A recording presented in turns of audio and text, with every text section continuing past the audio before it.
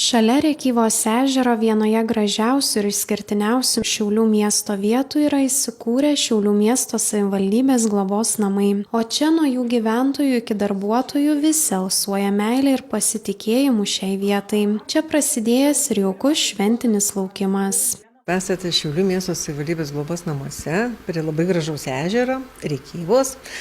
O vieta labai graži, dabar apsnigta, pas mus yra graži žiema ir aišku, kaip ir visi laukime Kalėdų ir naujųjų metų.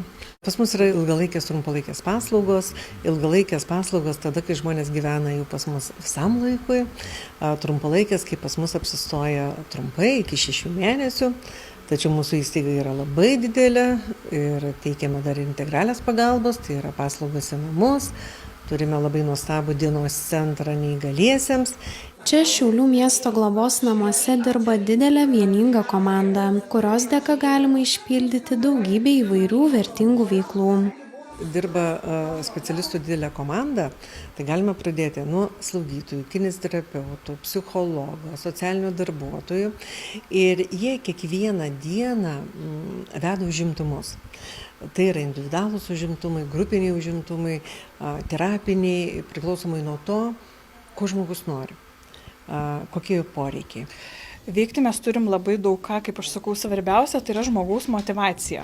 O jau amplitudė veiklų pas mus yra labai plati. Šiandien jūs vaikščiojot ir matėt, kad mes turim daug sveikatinimo veiklų, daug edukacinių užsiėmimų.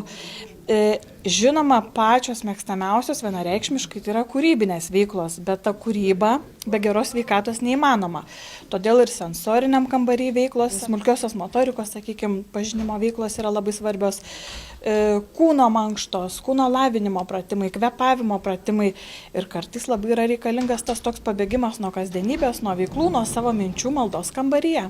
Visos veiklos, ar jos būtų kūrybinės ar sveikatinimosi, yra pačių šių globos namų darbuotojų indėlis. Nors šis darbas reikalauja iššūkių, išskirtinių įgūdžių ir didesnio atsidavimo, patys darbuotojai akcentuoja vieni kitų ir pačių globos namų gyventojų palaikymą. Man reiškia labai didelį pasitenkinimą, kas yra be galo svarbu kiekvienam darbe. Aš labai džiaugiuosi, kad būtent atradau save čia. Visada aš akcentuoju ir visada labai džiaugiuosi mūsų įstaigoje tokiu reiškiniu, kad labai gera profesionalų komanda. Vienas lauke esi niekada ne karys, tai čia mes imam ir su tais visais iššūkiais pasitaikiančiais gan dažnai prižiūrint vyresnio amžiaus ar ligotą asmenį, jie pasitaiko, tai mes sklandžiai susitvarkome, kuo aš labai džiaugiuosi ir čia jaučiu didelį pasitenkinimą, kada yra toks palaikymas iš kolegų. Pirmiausia, galvoju apie savo tėvus senatvėje ir gal nori pasistengti suteikti vyresnio amžiaus žmonėm tą tokią laimę, su pozityvumą, energiją suteikti kažkokią. Tai pradedant nuo individualių veiklų, individualiais užsiėmimais, grupiniais, pragulinė prevencija nuo pragulų, visi patenkinti, vis klausinėjo po kiekvieno užsiėmimo, kada ar dabar, kada ar sekantį kartą, visi fanatikai jau dabar patapę. Darbuotojams antrina ir šių globos namų gyventojai. Daug čia užsiėmimų yra, tik turėk norų ir sveikatos. Sportuoti man nuo pat jaunystės patiko ir dabar patinka. Rokas pasako, kada pakviečia ir ateinu. O, man patinka čia pasportuoti, pajudėti, ką ten palatoj sėdėti, atsibosta. Kad daugiau kas eitų sportuoti, matai, mūsų čia mažai, galėtų būti daugiau. Tai kviečia eiti sportuoti? Taip, ačiū, mums čia daug smagiau.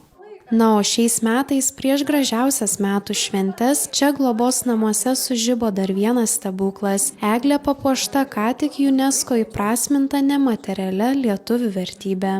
Eglutė tai mes džiaugiamės iki dangaus, nes tai yra eglutė pirmiausia, tai jinai kelia mus visus į vaikystės prisiminimus. Aš manau, nerasite žmogaus, kuris vaikystėje nebūtų bandęs paliesti šiaudo, bandęs suverti kažko, ypatingai vyresnio amžiaus žmogus.